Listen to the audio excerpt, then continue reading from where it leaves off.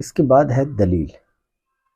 دلیل کہتے ہیں هو المرکب من قضیتین للتعدی الی مجہول نظری، یعنی جو دو قضیوں سے مرکب ہو تاکہ وہ مجہول نظری تک لے کے جائے۔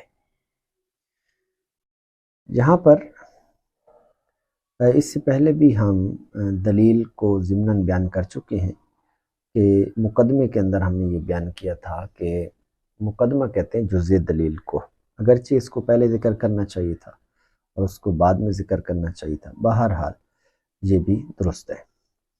تو دلیل کہتے ہیں کہ جو دو قضیوں سے مرکب ہو وہ دلیل ہے، اور للتعدی تاکہ وہ لے کے جائے الی مجہول نظری، مجہول نظری تک۔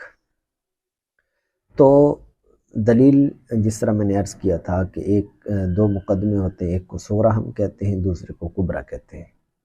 جب ان کو ہم مخصوص طریقے پر رکھتے ہیں تو یہ دلیل بنتی ہے، اور جب یہ دلیل بنتی ہے تو پھر اس کے بعد دلیل ہمیشہ وہ مدلول تک لے کے جاتی ہے، یعنی جو ہمارا نتیجہ ہوتا ہے یا دعویٰ ہوتا ہے اس تک لے کے جاتی ہے، تو وہی مجہول نظری ہے۔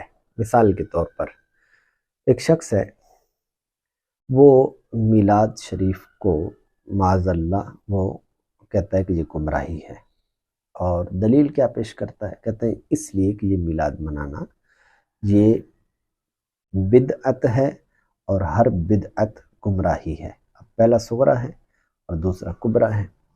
اب جب اس نے یہ دو مقدمات ترتیب دیے تو پھر اس کے بعد ایک مجہول نظری حاصل ہوگا، اور وہ کیا ہے؟ وہ ہے کہ میلاد منانا بدعت ہے، گمراہی ہے۔ تو اب یہ ہمارا مجہول نظری ہے، اور یہی مدلول کہلائے گا، اور یہی دعویٰ کہلائے گا۔ اب بات یہ ہے، یہ ایک الگ بات ہے کہ وہ یہ دلیل درست ہے یا درست نہیں ہے، یہ ایک الگ معاملہ ہے جس کو آگے چل کر ہم دیکھیں گے۔ تو بہرحال دلیل اس چیز کا نام ہے۔